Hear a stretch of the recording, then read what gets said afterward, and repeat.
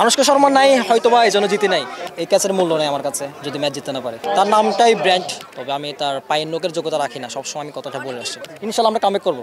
আনুশকা ছাড়াই জিততে পারে না এই ম্যাচ, এই ক্যাচের মূল্য নেই আমার কাছে যদি ম্যাচ জিততে না পারে। হ্যাঁ, ইনশাল্লাহ আমরা কামব্যাক করবো সামনের ম্যাচে। ভুল যে ভুলগুলো হয়েছে আমাদের, এগুলো আমরা শুধরাবো নেক্সট ম্যাচে। খুব ভালোভাবে কামব্যাক করবো ইনশাল্লাহ। বসুন্ধরা ডায়াপেন্ট এখন আরো উন্নত। এই hot air through top sheet দ্রুত শোষণ করে সোনামণিকে দেয় কোমল অনুভূতি।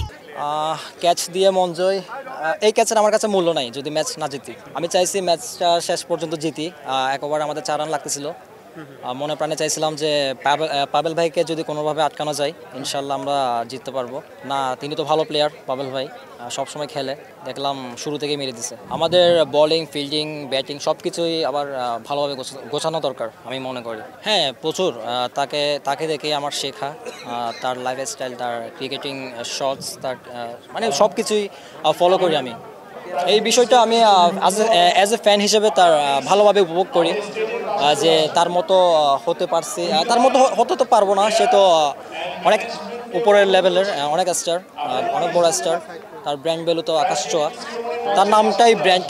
সো আমি ফ্যান হিসেবে প্রাউড ফিল করি যে সবাই তার নামে আমাকে ডাকে, তবে আমি তার পায়ের নোকের যোগ্যতা রাখি না, সবসময় আমি কথাটা বলে আসছি।